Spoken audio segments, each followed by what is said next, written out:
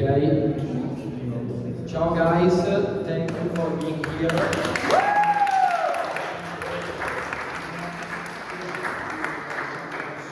So very quickly, the idea today was to try to bring back the dialogue at the center of the creative process. So basically, we are trying through the practice of different amazing artists from different fields. So very interdisciplinary panel to really try to see what does it mean to be contemporary today, what does it mean today to create the contemporary. So I had the opportunity to work with Luisa and Cesare and the Gressa Foundation, which is a contemporary art foundation on this project. They normally do huge exhibition, and today we are really trying to create a space to stop into this quickness, into this acceleration, and see if we are still able to talk and dialogue and speak about what is today the contemporary and what does it mean to create the contemporary. Thank you. Hi everyone, thank you for coming. My name is Kevin Feely. I'm here with Domenico Capallo and Chan. So we interview designers from around the world, really, Scotland, Italy, Korea. Our practice has a lot of key similarities, but also some pretty vital differences. So we're going to really talk through our way of thinking, how we approach design, and with that, I'll pass it to Chan. I guess also if anyone has any questions at any point, feel free to chime in. We'd like to keep it very conversational, so you would benefit.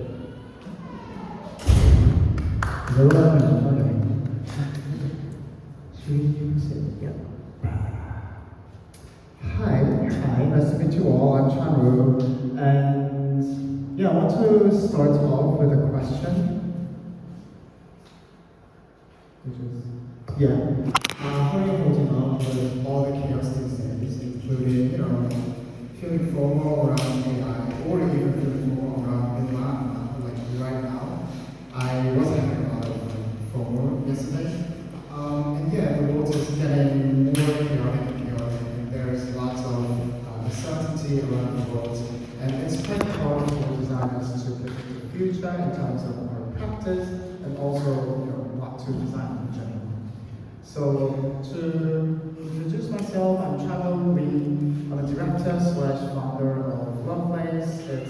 I'm going to talk about it later, but it's my own practice, and I'm also kind of teaching part-time in Imperial and RCA, and in Korea, Korean National University of Arts. So I have this kind of opportunity to meet next generation designers. I'm not that old, but yeah, in the same generation, but not the first, not the last. And also, I want to mention that because this is relevant in a way, I'm also a Pokemon trainer, which is my longest career. Over like between those three, it's been I don't know, like more than 15 years. So this, I would say I'm a senior.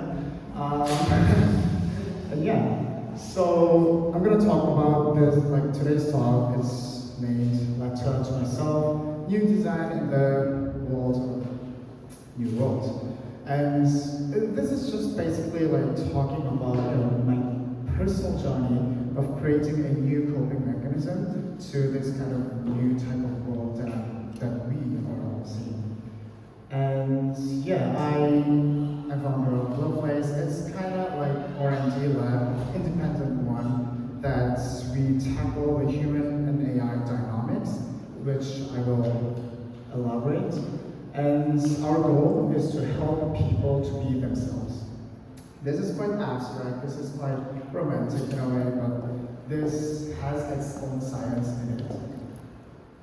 And yeah, this is how I see the nowadays human and AI dynamics. So this is the one that I made up. But yeah, recently we've seen a lot of like human AI interaction stuff. And interactions like create around the interfaces where the human and machine can collide. And then you create a relationship. But we see, because the world is shaped by technology, its information age, and how the machine intelligence system and psychology eventually affects human self and human psychology, human capability, it's quite like astonishing to see. So human AI dynamics is the word to encompass everything in one whole big picture. And yeah, as I mentioned, I'm a Pokemon trainer, senior one, and I might say that I know a little bit about the symbiosis with human intelligence and the other one, and how do you create, live happily with other creatures. And yeah, I feel like this is the recent feeling that there's something deeply kind of wrong about human and AI dynamics. And I asked a lot of questions to myself, and then the biggest one is that how much of this is on designers like me, who creates a human-computer interaction design or interface or even apps and projects around the technology. And design has always been collaborating and influencing each other with the society. And I have to question what now in design. How do we design technology that can help people rather than making people to think less or get addicted to the media. So yeah, this is my I'm gonna talk a little bit about my projects alongside the way since 2024 around this topic, and I would love to start with Digital Doubles project with Warren, which is an innovation design studio in Amsterdam. And this was a speculative project for the future scenarios in terms of the hyper-personalized AI agents. So when this kind of hyper-personalized AI agents act on behalf of us, what would happen? How would the society be? Like, what would change? And this project, with a beautiful so I see design as an intervention. So something was happening, and then with this kind of design intervention, something's going to change, right? And then this is the impact that we say in innovation design engineering. And the question is, to where, right? Like, what kind of future do you want to create? This is kind of inspired by speculative design or futurist cone. But yeah, this is my own way of thinking design intervention, and then where should we go? And with this kind of beautiful images by Cardone, I want to introduce one concept that we worked on in the future scenario. It's called chronopresence. There's a word called telepresence in the realm of human-computer interaction that, voice calls and video calls, they all falls into the telepresence. And chronopresence is basically like these kind of AI agents working as a time counter in a so that I can be in London, Milan, and Seoul at the same time because there are my digital dogs over there. What kind of new interactions, new relationship that people would have with each other or with AI? That was the question that we wanted to ask. And yeah, we shared this future scenario with some frameworks that we've built for the digital doubles in University of Cambridge. And then we were able to get a lot of feedbacks, like positive ones and critical ones, to create the next level. And it helped me to create this kind of axis of practice of myself. So remember, this is my own personal journey of creating my own coping mechanism in the new world. And yeah, it starts from think and research, goes to build and development, because as you can see in the brochure, this talk is about creative R&D, and that's really R&D. And I think this like modern piece was on the left side more than on the right side. And when I put my own interest in the center, here comes the interpersonal, which is social aspect of computers. Someone might say social media or even web. And there's intrapersonal axis. So it's about being human, being yourself. And yeah, we wanted to create more self and development project rather than think and social project to keep it clear and communicate it to the public that they can understand really easily. So we created Cognitive Bloom, shout out to John over here. Collaborated with Map Project Office to create this kind of beautiful reflection device for everyone. And it started off as the Synapse project from Innovation Design Engineering, Imperial and RCA. So it lies between research and development, but we wanted to create it, bring it to development and deployment into the real world. So that was the overall structure of me going into the new realm of hardware design. And there are some things. This is the handheld device, and we also have, when we finish the reflection, you can see this beautiful garden device, which is beneath the pond device. And when you finish your reflection session, and then this kind of beautiful flowers grow to nudge you that, you remember to do your reflection session today or tomorrow. So we've been through a lot of workshops and sketch ideas in the Map Project office, and it was a really inspiring experience for me. And it helped me to create this kind of new way of approaching the futures design. So it should start with understanding the status quo, how the world works, what's possible in the technology, what people think about the technology. And then secondly, you imagine what kind of future that you want to build, which was, which was related to Works and Future Scenario project. And the core part over here is that, so in order to create that kind of future, what kind of bottleneck that we should solve or have to tackle, and create those kind of expose those kind of bottlenecks, and then bring it to the public, co-design, and then bring it back to create this kind of future. This became my own way of coping with complex worlds and how to create the future of design, design of the future. And what struck me is that within our project of Cognitive Bloom, a lot of things were hidden underneath. So these devices that you just saw, and then here's person, and then this is the overall system diagram of how everything works. But it was really hard to communicate how this entire system works because it's complicated. It's not beautiful. So that got me thinking, there might be a new way to communicate with people or even exhibit your work. So that's When we came up with Open Studio slash prototype, this was an event, and I recently moved in Seoul to a new office. So okay, why not do an Open Studio and show all the prototypes that I've built within the project, and people would see that, oh, this is how the idea grows. And in order to communicate design, not in the outcome of the design, which is beautiful, but also it lacks the depth or the complexity. So why don't we expose that kind of complexity into the surface? So yeah, it had two aspects. One is Open Studio, of course, inviting people in. Creating community is one of the most important things in the era, because AI can create community, but people are genuinely interested in other people, not AI.